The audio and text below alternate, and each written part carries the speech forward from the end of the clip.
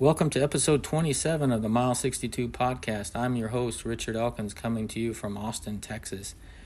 Today I've got an exciting episode. I have Barry Sterling on the podcast. Barry lives in North Texas and does a lot of ultra races and just mountain bike racing. We talk about Telluride 100 mountain bike race that he was recently involved in, which was a pretty challenging race. And we also talk about upcoming races such as Javelina 100, Raccoon 100, and also Brazos Bend 100, all Texas races. So a lot of focus on Texas races today, and we talk about Telluride race in Colorado and then Javelina in Arizona. So I think it's an exciting episode, and I think you will like it. I did have a little bit of issue on the recording. We got disconnected a few times, but I edited the segments together. I think you'll still like it. But those things happen when you're recording podcasts, because if you get calls and stuff, sometimes you can get bumped. But I pieced it together, and I think you'll like it. So stay tuned after the break.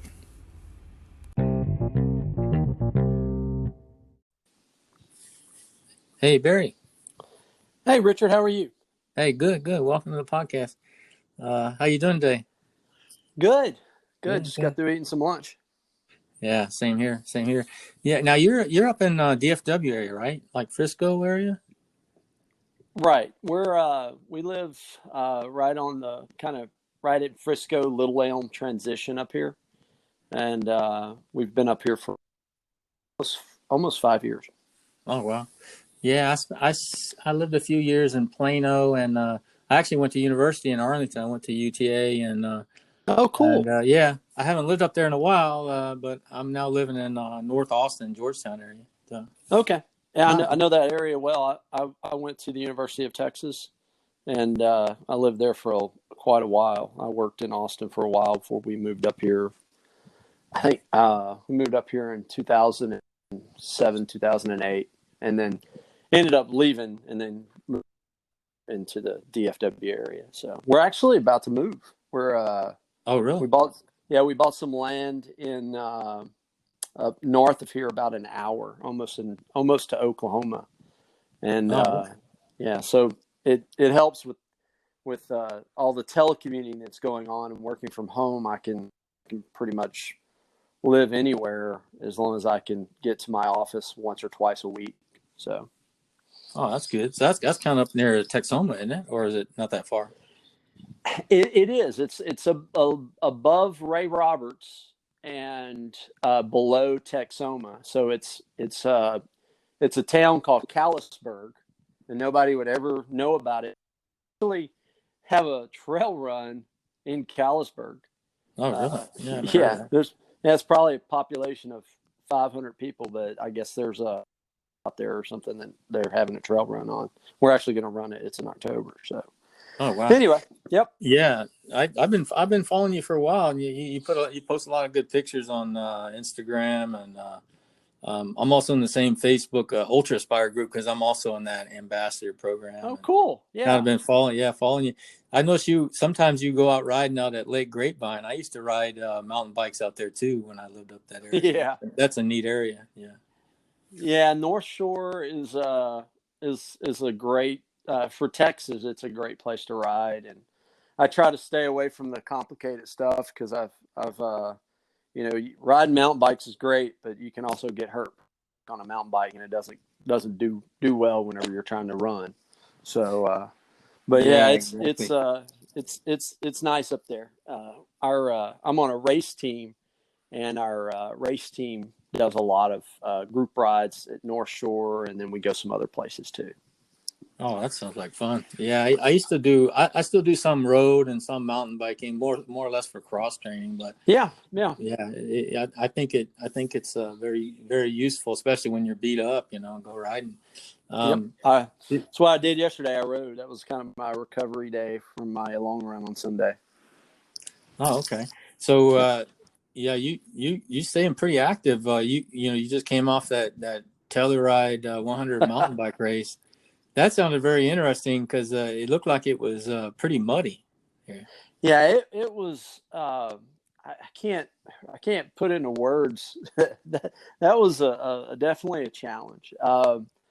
It had rained an inch the night before the race. It rained an inch, and the night before that, we got into Ouray on Thursday, and it was raining while we were there. And then we had been in Colorado almost a week and a half, so I was acclimated really well. So, but I didn't. I've never ridden on muddy trails before, and so because in Texas, if it rains, they close the trail. If it rains a drop, they close the trail because the humidity here. In Right. Colorado, there's no humidity up at those higher elevations, and so the trails dry really really fast. But anyway, so it rained. It rained Thursday in Telluride. It rained Friday all day and all night in Telluride. So they shortened the 100-mile distance to 2 miles. Okay. And so when we took off, it was 40 and rain, and then it never really stopped. At the higher elevations, I think the highest elevation for the race was about almost 20 feet, and it was. Oh wow. Yeah, it was just straight up from literally the gondola in the town of Telluride. It was a 1.75 mile straight up part of the race, and it's sleeting on top of that. And the other thing, so the race was mostly single track. Okay. It was not, it wasn't it wasn't like it was a bunch of Jeep roads. There were a little bit of Jeep roads. And so the single track, it was just mud. And so you'd get some traction, you go over a hill, like a single track hill, kind of like what they have in Austin, like at Reveille Peak, out in, Fredericksburg, Burnett area, and some of those trails. But you kind of go rollers, but quick rollers, and right. So there's a lot of that, and then you get strong steep descents, and you've got these hairpin switchbacks, and you're at the grade for those when you're going down. It's it's mud, and you're going down at about a 15 to 25% grade. Oh, so wow. Yeah, it was. It's and your bike's full of mud, so your brakes are questionable. You really can't shift, and I had chain issues. So and I've got a brand new Trek Fuel 9EX, expensive, full carbon, all that kind of mountain bike. It's nice, and it's kind of built for this race, but man, and so you're going down, and you're just like and I told my coach. Was over, I said, man, I could have ridden 200 miles today, which I probably couldn't have. My legs were fine. It was from the waist up. I was so full of tension and gripping. I mean, I didn't literally leave, handprints and grip prints in my handlebars, my grips, but you're just so tense, and that was what it was like. Fun, but it wasn't like really fun. You know what I mean?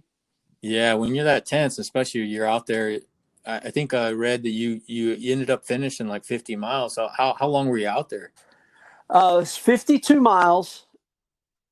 It was a little over 8 hours. It was like 8 hours and 8 hours and 5 minutes. And what happened? So I was coming down on, I was at like 35 miles, and my chain came off. And so then I got there was a checkpoint where you have to cross a highway at mile 40. And so at mile 40, one of the race officials, he's like, hey man, you didn't make the cutoff, so you can continue on unsupported and finish the 52, it was the 52 miles, finish the 52 mile loop. And, you can do that, or you can ride 7 miles into town on the highway, and you'll be warm and fed in 30 minutes or so, whatever, however long it takes to get down. And it's downhill to town. And I said, well, So what's in front of me if I go ahead and finish this loop? Because I've never ridden the trail. That was one of my things that I learned several things, and that was one of the things I learned. And he says it's more or less crazy for the next 2 miles, and then you have a good climb out, and then it's pretty tame after that. And I said, well, I'm here. Let's do this. Let's finish the 52. And so I did, and he wasn't lying. The next 2 miles were, I mean, it was nuts. Wow. Yeah, I know that area. You mentioned Uray. I know like the Uray 100. I've read that it's actually harder than Hard Rock. So I can imagine there's some pretty tough hills in that area. So.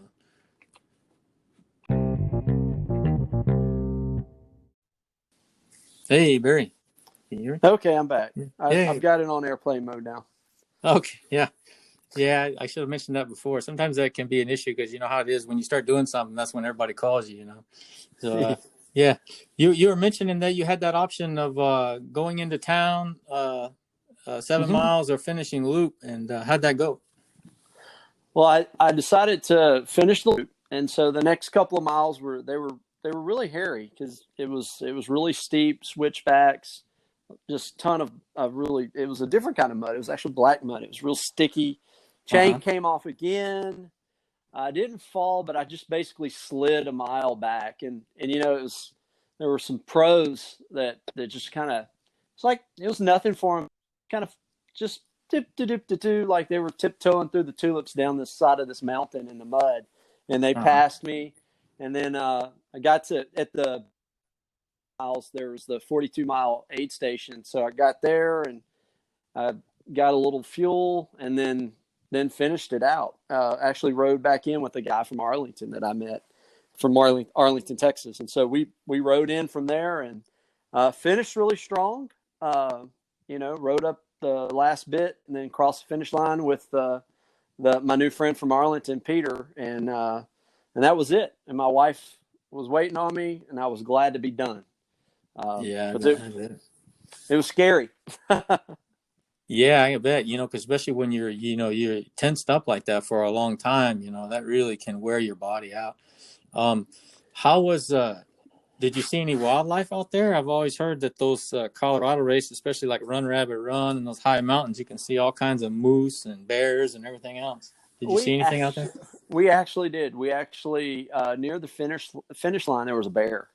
So you're not only were you contending with the weather, we saw a lot of deer, but other chipmunks and stuff like that. But here we're coming into the finish line, and there was a bear sighting, and so everybody was kind of like, "Hey, watch out for the bear!" And sure enough, there was a bear. And the next morning, whenever my wife and I we were kind of getting everything ready to load up and head to Texas.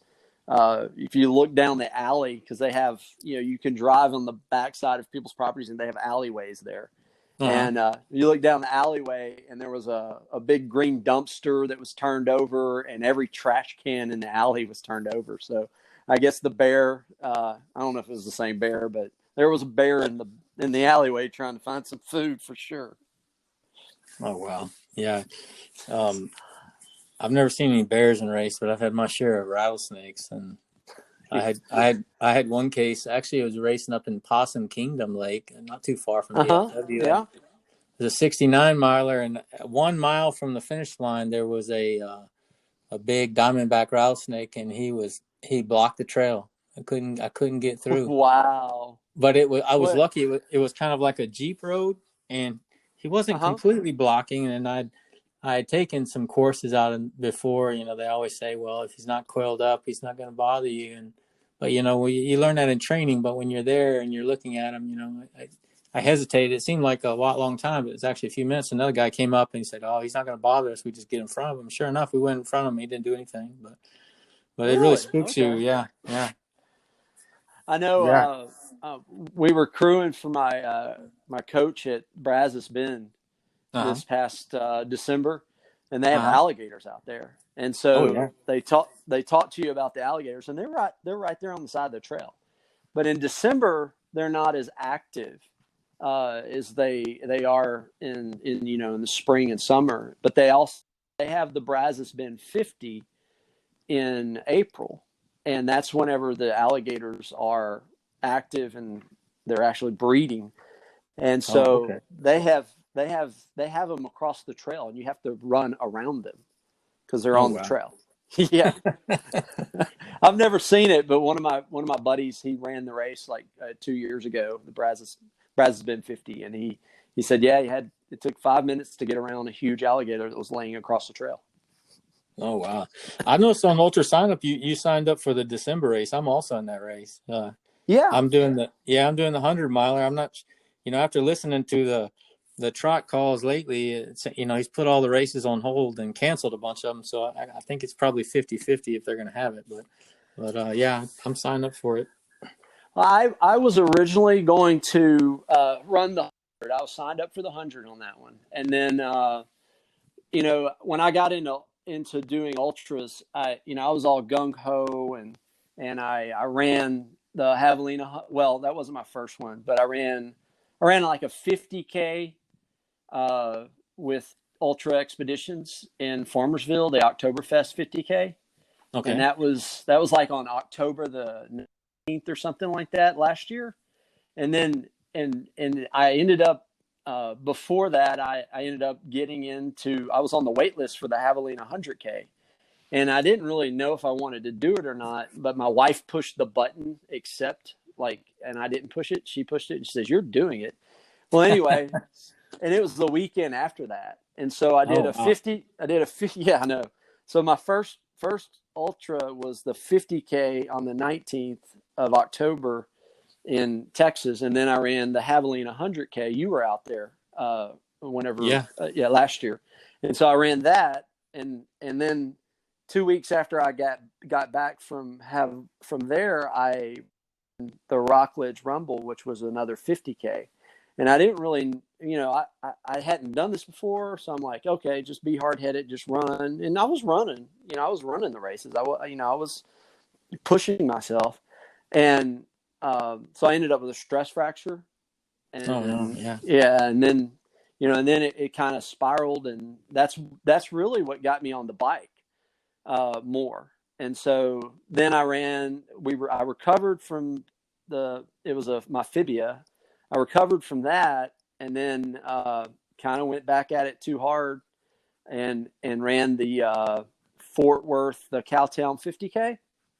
Okay, which is it's on concrete, and came out of that race and didn't know it. I just had a little knee issue, but it was a tiny stress fracture in my tibia. So that's another reason why I was on the bike. So I stayed on the bike for so long, working on keeping my engine, my endurance up. And then, so that's why for the Brazos Bend 100, my coach and I have really been trying to make sure I take the preparation real seriously, that we've pivoted from running to the bike. And we're really trying to focus on, let's pick 2 to 3 races a year and really be focused on the preparation for those races. And so we've got a 52K. We're doing the Flagstaff Extreme Big Pine with Aravaipa on the 5th. Okay. We're doing that on the 5th of September. That's our tune-up race. My wife runs ultras too. So my wife, just so you know, so me and my wife and my daughter, Ashlyn, we're all coached by Patrick Reagan. So all 3 of us. Oh, okay. I knew you were. I knew you were. I can't. Yeah. What a great guy he is. Great coach. Oh, he's awesome. I've been following him for a long time, and I've heard so many podcasts about him, and I've listened to his podcasts that I know him like a relative. But but just a great guy. When I ran the last 2 Javelinas, and every time he passed, he says, "Good job. How you doing?" And to do that with everyone he passes is really unbelievable. He's out there 13 hours doing that. I know, and he's running like 730 miles, and I mean it's unbelievable. He's great. I mean, he just really is awesome. We crewed him, and he didn't really. I mean, I met him at Javelina just like you did. by Uh-huh. passing him and him saying hi. And then after the race was over and he, the next day he came around, I interviewed again, but he didn't know me at all. And so I reached out to him after we got home, and then he's been coaching me since November. Well, I think we started in December, actually. So December of last year. And we've got a really good relationship. He started coaching my wife about a month and a half ago, and 2.5 months ago, he started coaching my daughter. Runs cross country, but he's been really great. He's been really great. I don't want to do a TV commercial for Pat, but he's been really good. We've worked through these injuries, and really in working through the injuries, a lot of people that are getting into ultras, they're real gung ho because the community's awesome. There's all this new gear, these companies you have never heard of, and you can be ambassadors like you and I for Ultraspire and other companies, and social media is such a big part of it, and so you just immerse yourself in it. You become so passionate, and you want to race all the time. But yeah, exactly. you can't do that because you'll get hurt, and so you just got to be real conservative. And he's teaching me. I'm 44 years old, and they say you can't teach an old dog new tricks, but he's doing a really good job of kind of taking me along, taking my wife along. She's doing the 100K at Javelina as well, and Wow. and so we're not. I switched to the 50 miler so I've got a 52K in September in Arizona, and then I've got Javelina. That'll be my first 100 miler. Are you going to be out there again this year? No, not this year. I did it the last 2 years, and I was planning to do one in San Antonio, El Taco Loco, 100K. I got a race every month, but it's been canceled, and almost all my races. I prepaid so many races this year. I don't think I'll ever do that again. But even though they're giving the credit back, it's just a real downer. I've had 2 races canceled already, and I think 2 more are going to get canceled. Well, we need to talk offline. I'm looking for pacers for that last loop at Javelina, and you've got experience, so maybe we can. It's plane flights are cheap out to Phoenix right now too. So, but so I've got my wife has the 100K.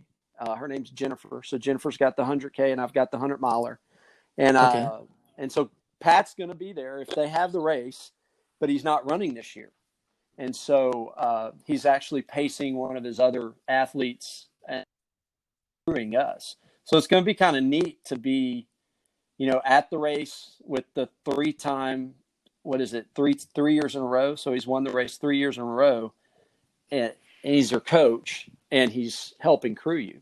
Oh, plus he's a record holder there too. I know. It's really cool, and we're just really thankful and blessed that to have that opportunity to do that race. Now, again, that's and they've said it will, and there's going to be some changes. They've kind of let us know about the changes, so it's not going to be the same. They're not doing the washing machine style this year, and there's some other changes that they're making. But it's a chance to race, and then.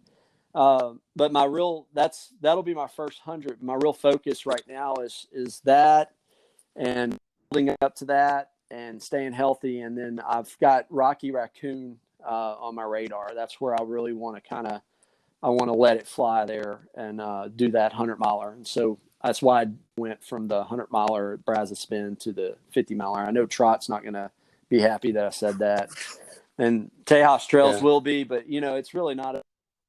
Organizations do a great job putting on the races. I love Rob and his team, and I love the folks at Tejas Trails, but just the calendar, the way it worked out was Rocky is going to kind of get my legs. And then after that, everything is geared towards the Leadman challenge for 2021.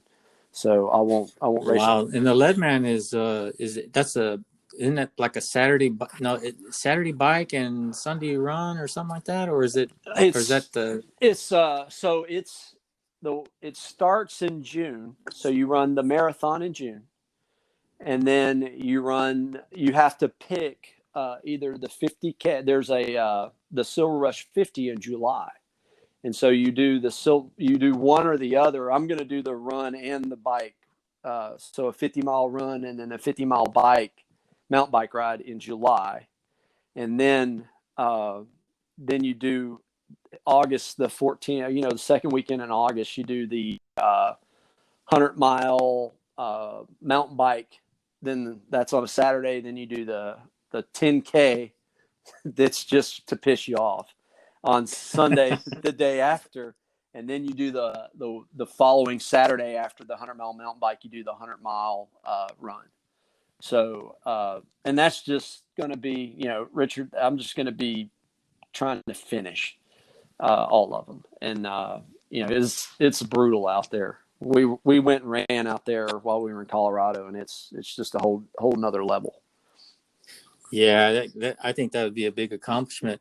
When I lived out in California, I lived in the Bay Area for 2 years, and I got to spend a week in Mammoth Lakes, and that's training out there. It really was tough, and we had mountains in the Bay Area, but those real high elevation, like you see out of Mammoth Lakes in Colorado, is just a whole different ball game. Well, Jen and I, we went over. So when we got to Colorado, we weren't in Leadville. We spent, I think, about 6 days in Leadville, camping out, and we got into Leadville on a Friday. We had already been in Colorado for like 3 or 4 days, and so we had a little bit of acclimation. But we get there, and on Saturday morning we wake up and we went over to Twin Lakes, and Hope Pass is the real deal for the 100-mile, the Leadville 100 Leadville 100 trail race. And so you go over Hope to Winfield, and then from Winfield back over Hope to Twin Lakes. And so we just went up to Hope from Twin Lakes and back down. I think it was about 13 miles because I got lost in bushwhacking at the first couple of miles of the trail. But it's no joke. I mean, her quads and my quads, they were really just kind of fried from the downhill or for the descent from Hope Pass. I can imagine. Yeah, it was all I could do to recover for the mountain bike race and Telluride. So wow. Well, I think Javelina, I think both of you will enjoy that. You've done the 100K. Actually, my brother was in the 100K last year. We were both out there. I heard that. Yep. Yeah, and one thing I would suggest, something that Patrick doesn't go through because he's only out there 13 hours, is that during the night it gets very cold, and there are some where you go down in ditches and there's cold pockets, and it can drop like 20 degrees, and then you run 25, 30 yards and it's hot again. And what I used, which worked well for both years, is I just wore my arm sleeves that I got from Tejas Trails. And during the day I put ice in them, and then at night I just keep them on, and it kept me warm. But last year was really bad. I saw several people with hypothermia. One guy was, I think it was near the Rattlesnake aid station, that real rocky section, that real long rocky section. Yep. Yeah. Trembling, shaking on the ground, and a bunch of people were trying to help him. And then I saw an ATV with red lights coming up the trail, which kind of spooked me because it was in the middle of the night, But wow.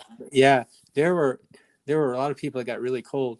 Now, they warn everybody every year about it. The year before, I didn't think it was that cold at night, but last year it got.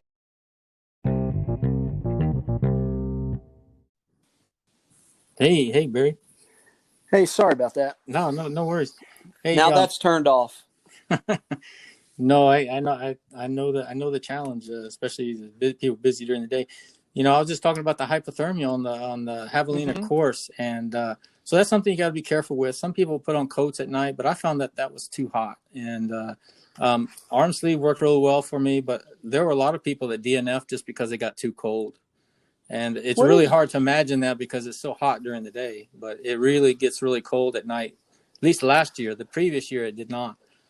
And I finished it. I finished the 100K right before 9:00, and it was it was getting a little bit chilly. Once that sun went down, it was a little bit chilly. So I absolutely can see where that would that would come into play. And I appreciate the tip, because that's, on my goal is to be under 24 hours, and on my best day I'll be under 20. And it's gonna be cold, and so I appreciate that. That's a great. What did you do with the ATV that was running up on you with the lights flashing? That probably scared me too. It scared me because at that that part of the trail there wasn't any room, so I actually had to jump in the brush to let them go by. Man, I'm glad there wasn't a cactus there, because they're everywhere. Yeah, but and then I was at the point. It was probably 2 or 3 in the morning. It was at a point where I was starting to kind of hallucinate a little bit, and you see these red lights coming at you. Is that real or not? How did you do with your caffeine intake? Because while I was running the 100K, obviously I was and I was inexperienced. Nutrition was kind of like, okay, let's just eat whenever I see it if I'm hungry. And so it was sponsored, the race is sponsored by Goo, and so they had all those Goo gels at the aid stations, and they're Roctane with caffeine, and I think I took in like 700 cups of coffee in 13 hours. I didn't sleep for like 2 days. So how did you I'm serious. Yeah. I got back to my hotel, and I told my wife I'd get up every 45 minutes, and I got up every 45 minutes, went to the restroom to go to the restroom, and ate a slice of pizza and drank water. I told her, I said, I've been going to the aid station, for the last 6 hours since we got to the hotel.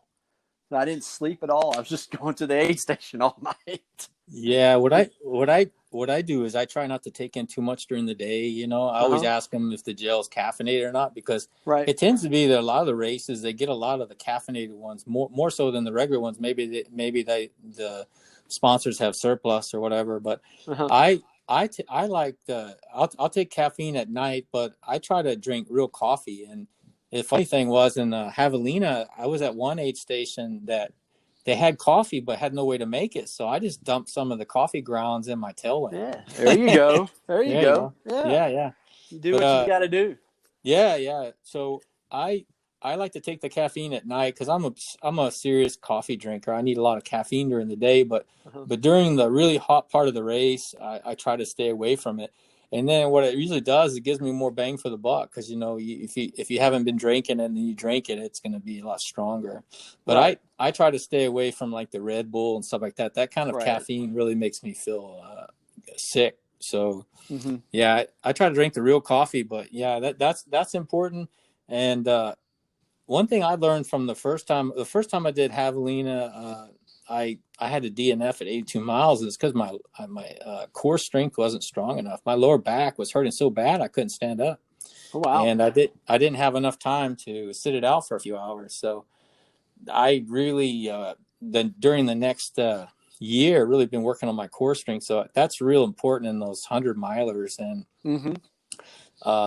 especially for bigger runners. I'm 190. I'm not a small guy when it comes to running, and so the core strength is really important if you're going to be out there over 20 hours. Yeah, so I feel you. I'm 6'2", and I'll probably be 195 for Javelina. I'm 6'2", about 205 right now, so I'll probably drop 10 pounds before the race. But you're absolutely right. One of the great things about Pat being our coach and his background and all that, he's got us, he prescribes all of our workouts and does all the stuff, and we do calls. I just got off the phone with him before we started the podcast, and we do weight vest training, and so we have core, what we call CST is core strength training, when we do that with weight vest and some other things. And then he encourages us to go walk 3 or 4 miles. It's a 20-pound weight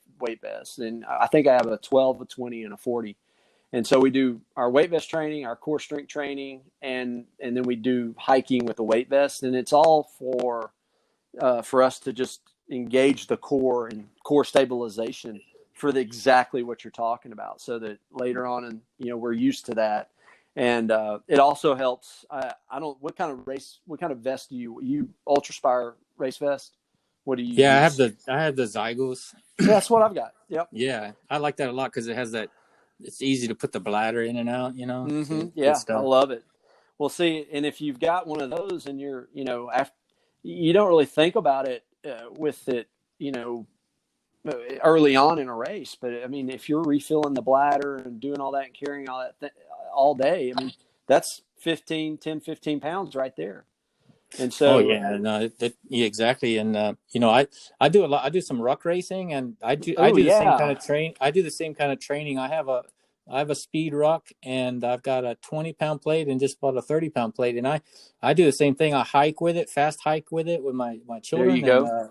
I think it's helping my core strength. At least I'm telling myself that.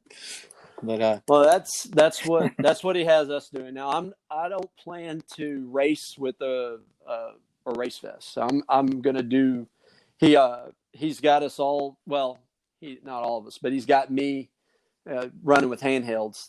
Pretty much the same thing he does. Now I'm how many hours he finished in 13, so I'm 7 hours slower than him, which is crazy to think about. yeah, But yeah. running with the handhelds, Ultraspire handhelds, uh, and that works for me because when you're a big guy like me, you don't want that 20 pounds on you because you got to carry it up all those hills or wherever you are. And so I think the aid stations are spaced out just right at Javelina that I can manage the race on some handhelds, the race belt. I think you can too. And same thing for Rocky Raccoon. My only two DNFs, one was at Rocky Raccoon and one was at Javelina. And Rocky Raccoon, a lot of people go into thinking that it's going to be easy, but that's a really tough Mm-mm. course. People run it too fast, and that's what happened to me. And I ended up finishing 100K in DNF, but they have muddy sections near the Yeah. lake, and it's a tough course. I And was out there. I was out there this year, and I was out there. I'd signed up for the 100K, no, the 100 miler, and like I said, I went crazy. I signed up for like all these races, and I was injured, so they let me defer. So I deferred that to this next year. But I just got released from the doctor. I think it was like the first weekend in February or whatever. From so I could run. And so I went out there and I paced the guy, and I was only supposed to run like 12 miles at night. And the guy was like, his name was Mark. And if you got a second, I'll tell you the story because it's crazy. sure. So I'm supposed to pace this guy like just 12 miles. I wanted to do and run. I'd been biking, so my fitness was okay, but I didn't.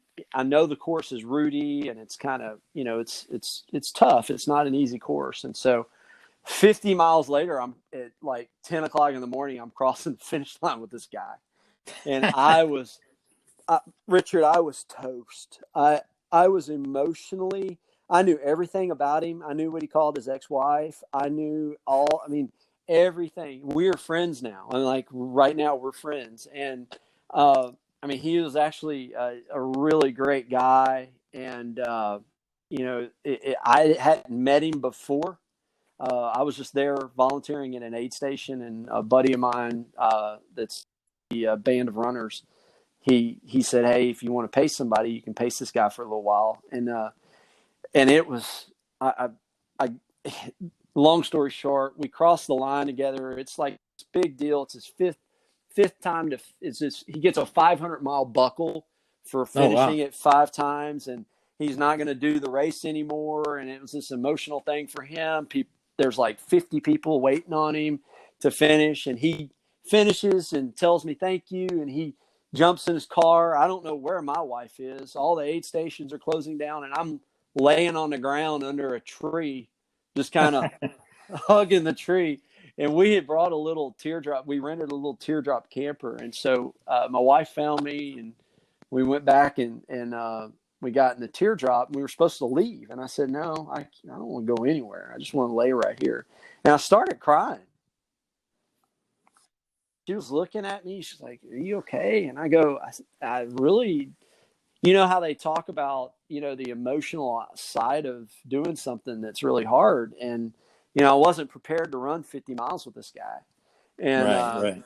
and it was hard, but it was just so emotional. It was emotionally draining because, I was serving him. I was running ahead to get him some food. And I ran ahead 2 or 3 times, like 2 or 3 miles ahead of him to get something out of his drop bag at, the different aid station there. And I mean, emotionally, I kind of poured myself in to get, to his finish.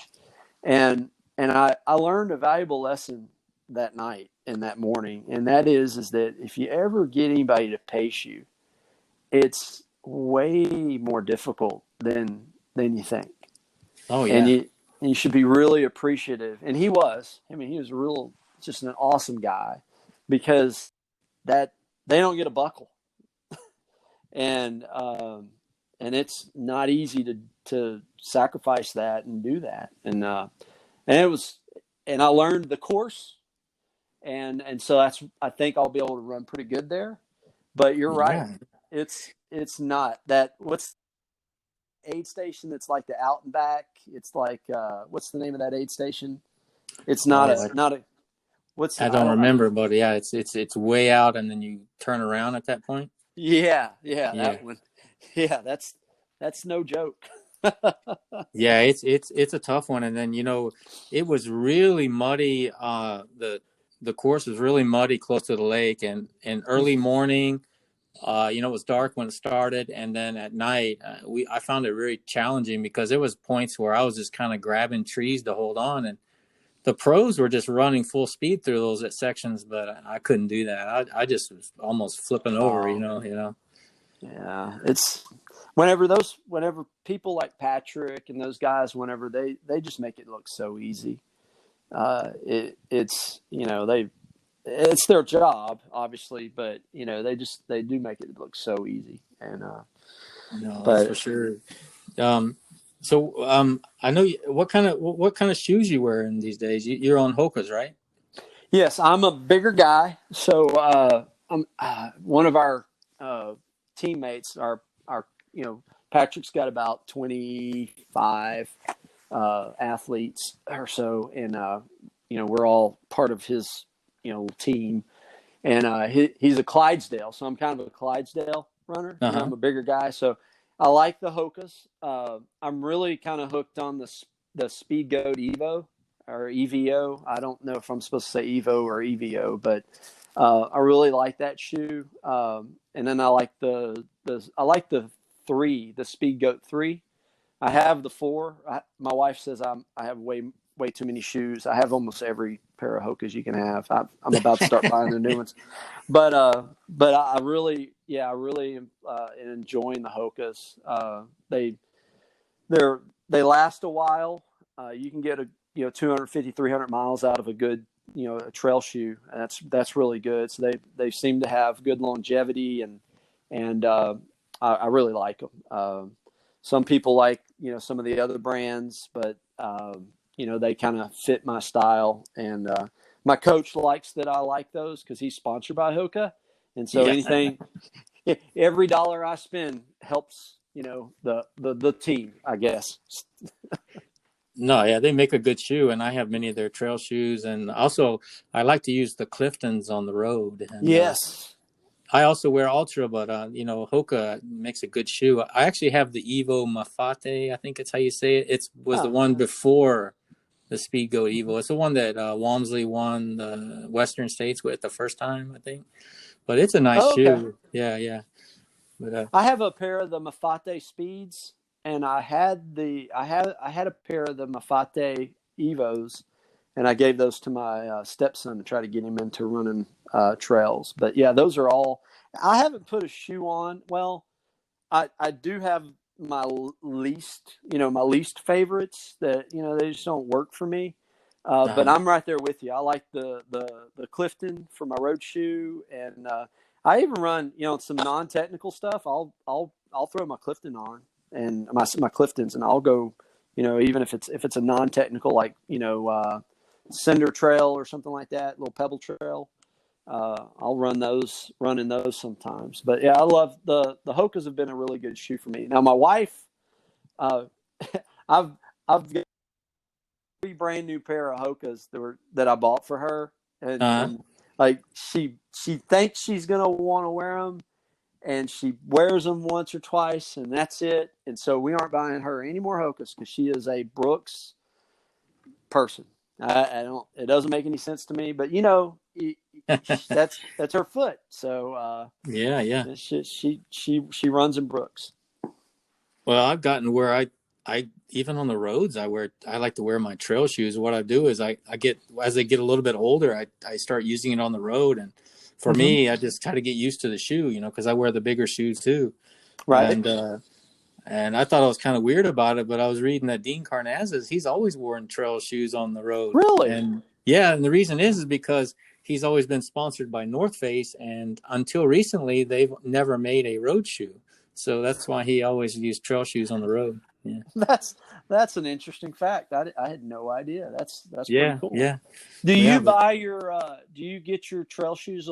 Do you have buy them a little bit bigger, or do you do true size, your regular size? Yeah, I buy them true size. Okay. I one time, I think I bought one. I bought from the Hoka factory, the headquarters. I bought a black leather Hoka. I think it's the Stenson or something. I was using it for work, and I got a wide in it, and I regretted doing that. It was just too big because some of the Hokas feel a little bit too narrow for me. But I've just gotten where, like, if I buy the Clifton or buy a Speed Goat or even other brands, I just buy true to size. They work fine for me. Yeah, that's what I'm finding. I bought like a couple of pair early on. Like I have a pair of Speed Goat 3s that I've already kind of gone through, and I bought them a little bit once, half a size bigger, and yeah, I'm not doing that anymore. I mean, they say that if you have a little room, it's better for the downhill running and stuff, but yeah, I just feel better with the right fit on my foot, and it works for me. No, I'm the same way. Are you a toe? Yeah, I was about to ask you. It's your podcast. You ask the questions. No, I was going to ask you the same question. Do you use the toe socks? And my answer is yes. And I've been very happy with them. I used to have a lot of problems with blisters, and ever since I started using toe socks, and I use Injinji. However, I think their quality has gone down a little bit. They used to make they had 3 different versions. They had a road version, I think they called it a trail version, and then the ultra version. The ultra version one's hard to get. You have to order it directly from them. But really, I've had some issues where they've come apart, and I've had to kind of sew them back together. But I've been using them for a while. But I tell you what, I've been real big on these Xoskin shorts. I just got 3 more, and I used to just use them for racing, but now I've got enough of them where I can use them every day, and they're expensive, but I really can't say enough about them. They just keep you from chafing, and I mean, but anyways, the reason I brought that up is they also make toe socks, and I've heard that they're pretty good. I'm going to try them out.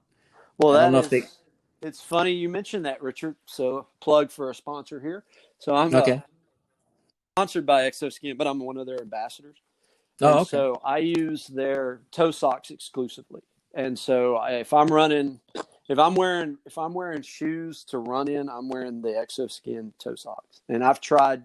Now Patrick, he's got his sponsors, and they're real sponsors. He doesn't get a discount, but he uses Drymax. I've bought some Drymax socks. I have a couple of pair of those, and I started out in the Aniji socks. I ran Javelina in 2 pairs of Anijis last year, and so but I'm like you. I love if I'm going to wear it depends on the race, or depends on what I'm doing. But I like their compression shorts, that no chafing whatsoever. I have like probably, 4 or 5 pair of their shorts, and I have some of their long tights, and then I have a whole bunch of the toe socks, and I just love them.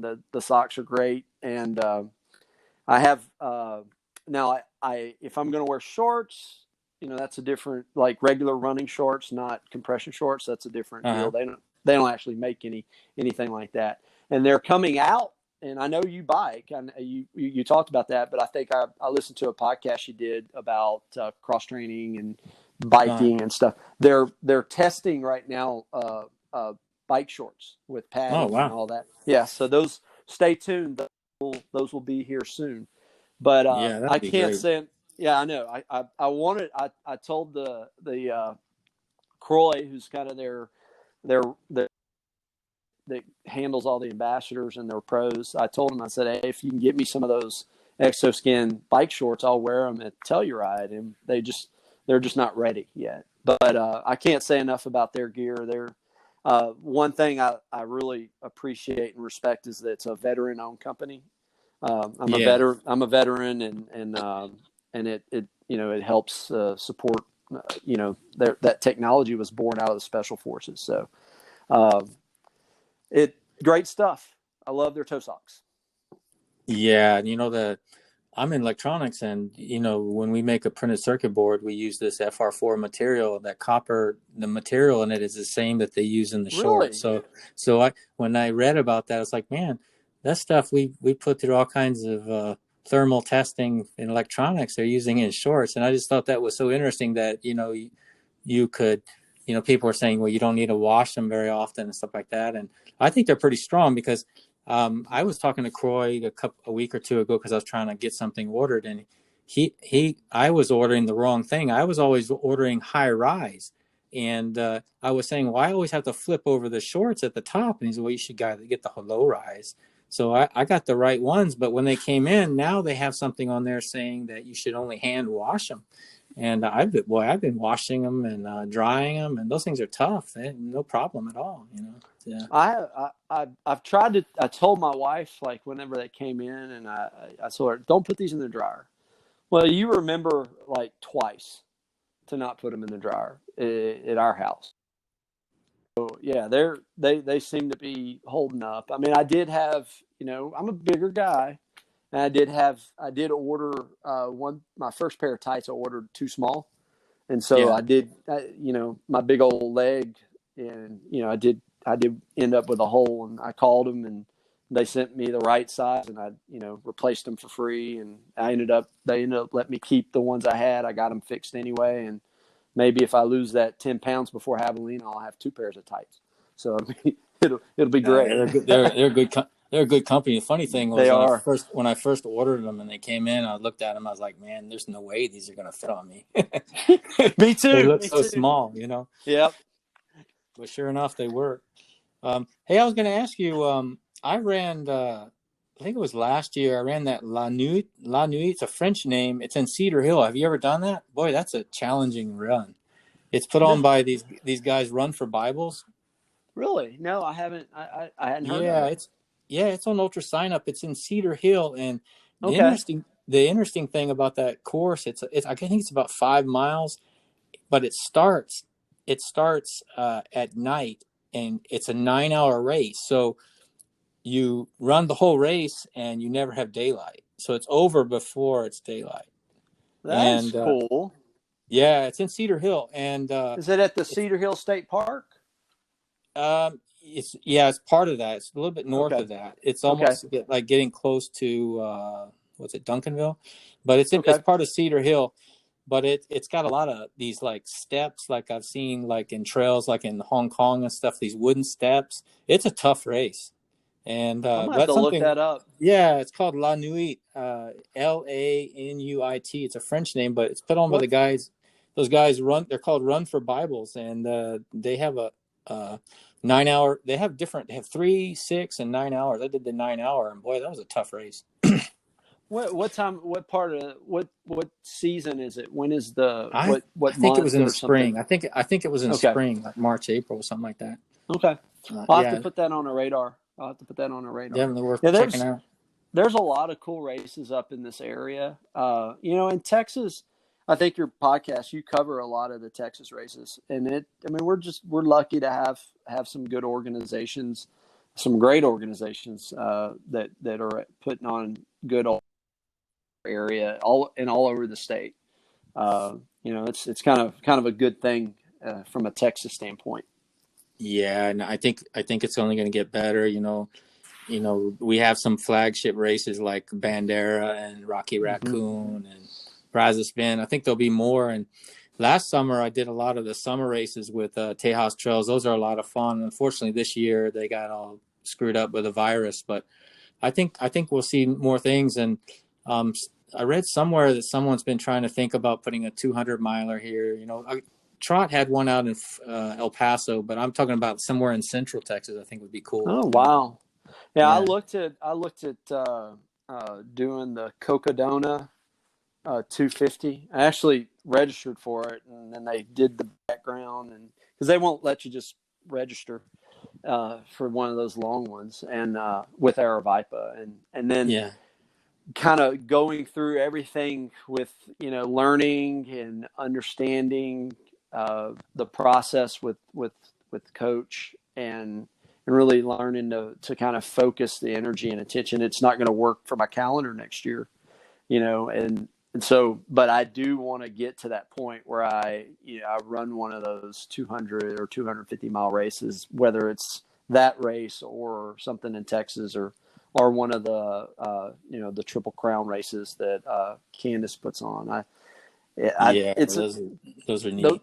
that's really cool, and I don't think it's a different type of running and different type of race, but it's definitely something I want to do. Yeah, I've a lot of people have talked about the camaraderie and being out there for many days. It sounds cool. I also read about that race, and it looks like they're going to be pretty busy because I was checking it the other day. It had like 300 people on the wait list. Mm-hmm. One of that I think that would be interesting, and the other one that the one that I really want to do is the Moab 240. I think that would be Yep. really cool. Yeah. So Yeah, that one is on the list. We were supposed to do Bryce this year. I mean, we're probably just like you. We had like all these races that we signed up for, we paid for, but we deferred it, and then we actually ended up canceled Jen and I from doing it. We were going to do the 50 miler next year, but we've just got to really, it's amazing what you learn, and you just even my coach, he's really focused on doing 2 to 3 races, and that's your year. Now you may do some tune-up races for that, but that's really trying to maximize your training cycles and focus on your effort for that single race, and whatnot, and so there's like all these races I want to do, and he's like, Barry, you don't need to go and turn on Ultra Sign Up and get on there and start swiping your credit card, and then come to me with a 27 race schedule for 52 weeks. It's not going to work. So yeah, no, it's really good advice, and that's something that everybody needs to hear. I've learned my lesson about doing that, and I try to do more cross training and try not to beat mm-hmm. myself up, and try to do more rucking, but and just try to enjoy. So yeah, it's absolutely right. You can have more fun that way. I want to enjoy my races. Now I want to leave it out there. I think at Rocky, I'm going to push myself as I can, but Javelina is going to be to finish, and Rocky's going to be to push, and then Leadman's going to be to finish, because just finishing all that would be a big deal. But I hated being injured. I hated it. I wanted to run so bad, and I couldn't. And I love to ride my bike, but it just was And so I don't want to go down that path again. yeah, I know the feeling. I've been injured before too, and they're always preaching that prevention is so much easier than healing. It is. Well, that's why we've got stretching. We do Wharton AIS, range of motion with the rope. We do all of our core strength training, like in the weight vest training, and then just the approach that we take to what we're trying to accomplish. What did he say last week? He says, respect the process, and everything will be, and enjoy it, and everything's going to turn out well whenever you go race. So we'll see. That's what we're doing. Advice. Yeah. How's the auction going? I noticed you bid it on his singlet. And, That's funny. So Chris, do you know who Chris Brown is? Yeah, the guy out in California, the racer out there. Yeah. Yeah, so he and Patrick, Senseman, Eric Senseman, and Patrick. And Patrick, I don't want to speak for him. I want to make sure I'm clear. So Patrick's a great guy. He's got lots of friends, but in my relationship with Patrick, it seems that Chris Brown and Chris Bobo Brown, I think is what they call him. I think Chris and him are really good friends, and Eric Senseman and Pat, and the three of them are really good friends. And so Chris texted Patrick last night. He's like, "Hey man, your boy Barry's really throwing it down for your race gear from Javelina." And so he and I were talking, because of the run for ribs, the cancer stuff, Yeah. and I didn't talk to my wife about that before. So last night I was sitting on the couch and I was like, "Honey, I need to kind of tell you something." So I put a bid in for Patrick's gear. She's like, "What?" And I'm like, and she wasn't mad because we donate, we want to, it's a good cause and all that. And so I told her, I said, well, she goes, "Well, did he wash it?" Because she knows him. I said, and I said, but it's a pair of shoes. It's his shoes he wore last year at Javelina. It's his watch he wore the last 3 times. And I said, so how you said you wanted a new Garmin? I said, I'm buying you this Sunto or whatever it is, or Sunto watch. I was going to tell you it's used, but it's 3 years old. So you're getting a watch, and then you don't like Hoka shoes, and you get a brand new pair of shoes with this. If I get it, then I'm going to get me a new pair of Hokas, and the gear won't fit me. So what we're going to do is we're going to buy one of those like memorabilia frames. We'll put it under glass and we'll mail it back to Patrick. And she started laughing. And so I told him that today when we were on the phone about nutrition for my long run this weekend. And so we were talking, and I said, hey, I'm going to put this under, if I get it, I'm going to put it under glass and I'm going to mail it to you. And he goes, no, man, you're going to keep that. I'll send you a shadow box. I said, well, when we build our new house, I'll have to add a room and it'll be the shrine to Patrick. Cause I'm never going to live this down with all my teammates that you coach. Cause they're going to think I'm like some sort of groupie for Patrick Reagan. No, I think it's funny. I actually bidded on Chris Mako's stuff, but I've already been outbidded. I'm a big fan of his too. Yeah, he's cool. He's a cool dude. He's funny. Yeah, I get a kick out of it. I've chatted with him a couple of times, and he was out at Bandera and Javelina as well. And I enjoy his YouTube channel. Yeah, his YouTube channel is really cool. I told Patrick, I said I was going to bid some on Matt Daniels stuff. Matt Daniels, he's from Arlington, Texas. And I was going to bid on his stuff because that's the only guy's gear on there that I could actually wear. But I'm not a Nike guy, so I'm like, yeah, me neither. So it was funny. And then I did go because Chris was texting Patrick some crap. I think the bid for Chris's Western States singlet, I think he came in 10th. I think he was 10th that year. 10th, yeah. And it's a size medium.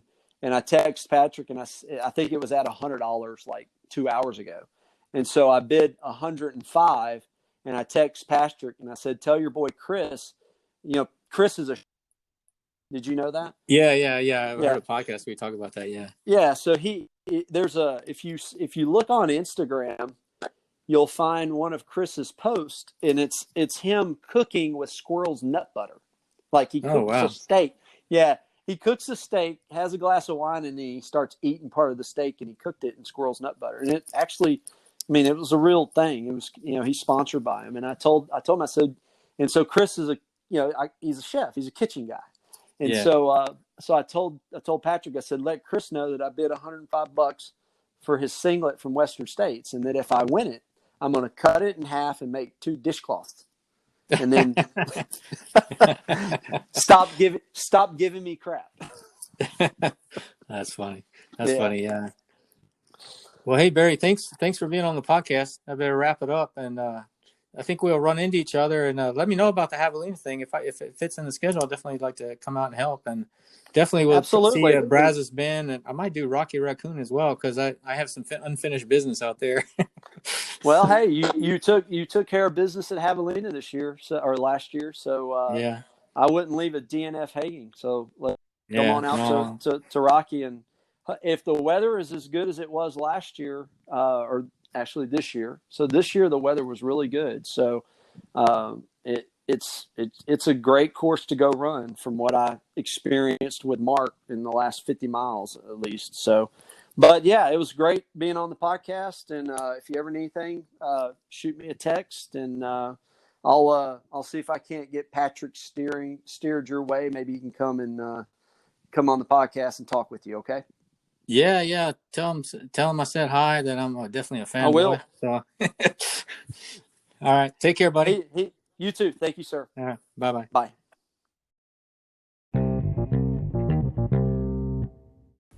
Hey, I hope you liked my conversation with Barry. I thought it was exciting, and we got to cover a lot of different events, and that's what it's all about. I wanted to also talk about a race that I have now registered for. It's called the Death Valley to Denali Virtual Endurance Race. I haven't been real big on virtual races, but I decided to sign up for one, and this is one heck of one.